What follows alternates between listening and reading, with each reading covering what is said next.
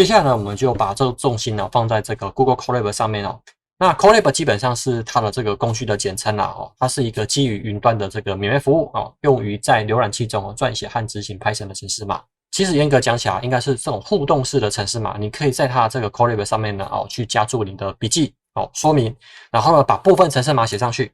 那部分的程式码写完之后呢你可以直接针对这个部分的程式码直接下去做执行那它执行的过程中基本上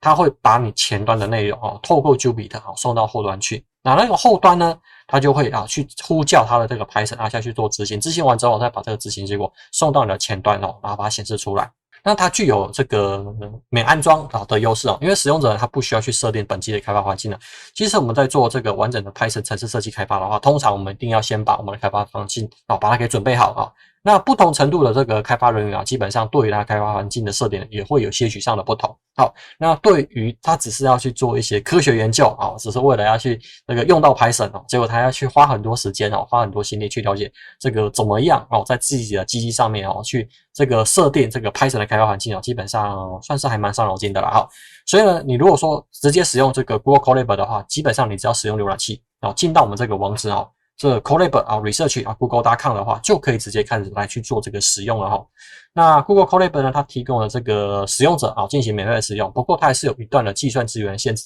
那尤其是对需要有长时间执行这个程式的需求的使用者呢，可能就要换一些其他方式例如说你可能就要考虑是不是使用订阅的方式。那因为呢这个 Colab 是 Google 的产品嘛，然后所以它就一定会跟 Google 产品下去做紧密的这个连接那它允许使用者去挂接我们的 Google 云端硬碟来去方便去做存取那挂接它的术语基本上我们叫 mount 好，那为什么会需要去挂这个所谓的 Google 云端硬碟？因为有时候我们在让这个 Colab 去跑一些，不是说它程式码放在 Google 云端硬碟，这个讲法也是正确的这个 Colab 上面的程式码，应该说它上面的这个笔记它有两个地方会放一个是放在 GitHub 上面一个就是放在你的云端硬碟上面。可是它这边指的这个挂接云端硬碟这件事情呢，指的是说，当你的这个 notebook 的这个文件里面有要去读取一些外部资源的时候，因为它是经过浏览器，它没有办法直接读到你的电脑它一定是要去读这个网络上的其他资源。这个时候呢，你要如果让它能去读得到的话，目前最方便的方式就是你的资源、你的资料或是你的一些记录，直接存在你自己的这个 Google 云端硬碟。然后呢，当你在这个 Colab 上去执行的时候它会直接去连接到你的这个 Google 云端硬碟当然会有一些使用者会觉得说都是在浏览器上面都是在这个 Google 的服务里面，难道它就没有办法直接就值得这个跨一步就直接下去做这个资料的存取吗其实不是这样子我们刚前面有介绍到这个 Jupyter 它有分前后端现在的 Google Colab 它是一个前端的使用者界面透过浏览器让你可以看得到这个 Jupyter 的这个笔记的部分跟程式码的部分当你去执行的这个某一个程式码区段的时候，它是经过 Jupyter 这个平台，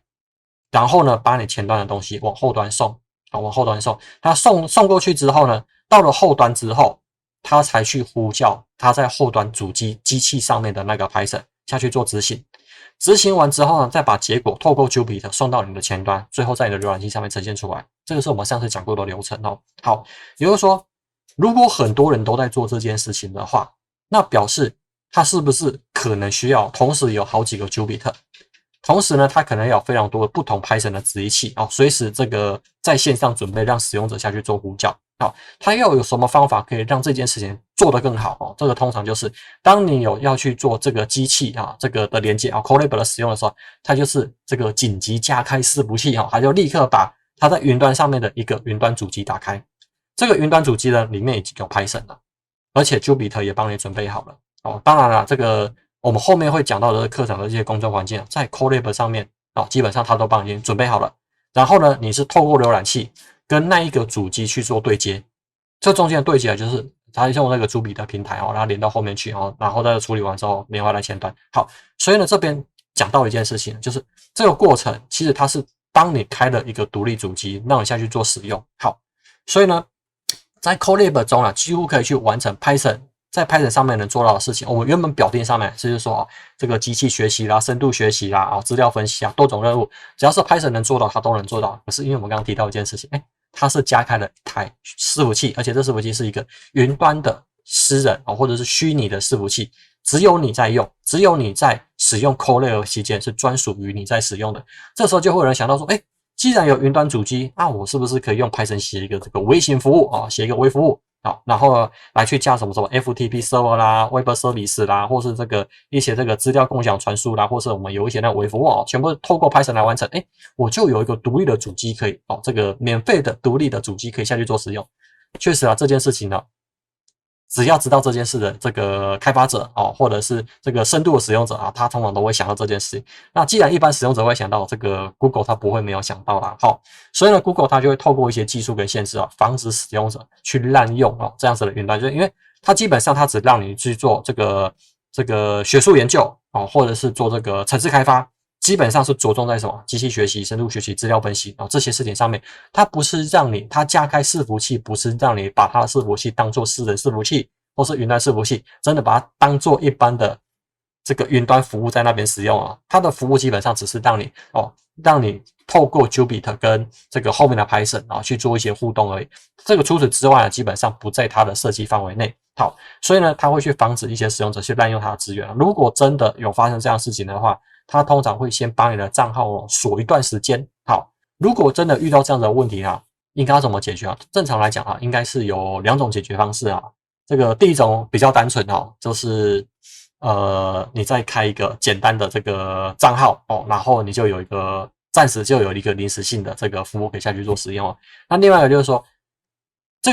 个你现在目前所使用的这个 CoreLayer 对你来说可能是非常重要，你希望它的这个稳定的持续的下去做使用这时候你可能就需要这个使用它的这个订阅机制好，那我们来看一下这个呢是当你进到这个 CoreLayer Research 这个 Google.com 的话，你会看到它就是一个欢迎使用这个 CoreLayer 的这个环境。那这个上面呢，最上面那一排就是它的工具列最上面那一排是工具列，上面呢就包含一些基本的操作然后左边呢它有这个目录跟资料夹这里目录呢指的是我们现在目前在 Markdown 上面，我们现在目前画面上所看到的这个界面，它里面就是包含程式码跟文字同时都在上面。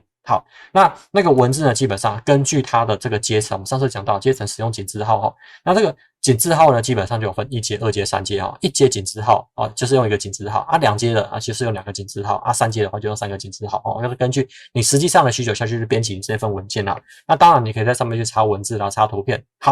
那刚才我们提到了，如果说你的资源如果因为大量的下去做使用的话你希望能发挥更多 CoreLayer 的潜力的话，其实它在免费方案里面第一个是这个速度上有所限制记忆体也有所限制然后你的这个持续使用的时间也有所限制之外，其实有一些比较进阶的功能，像是那个远端连线终端机这个部分，它是没有开放给使用者。如果你有这样子的需求的话，基本上你可能就要考虑说，是不是要去做这个服务的订阅。之前的服务的订阅基本上它就分为这个CoreLayer 的 Pro 啦 ，CoreLayer 的 Pro 的 Plus 或者是它有这个 CoreLayer 的这个企业的版本那除此之外，它现在有所谓叫做什么 Pay as you go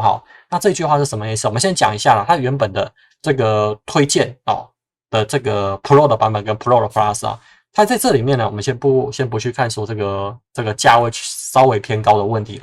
它在这里面的重点是，它是提供这个每个月可以使用的运算单位。什么叫运算单位？运算单位呢，它指的是说你的这一些程式码在它的虚拟主机里面它会根据你每个小时扣除一定的使用单位扣除固定的运算单位。也就是说，如果说你使用 Pro 的话，基本上100个用完就结束了。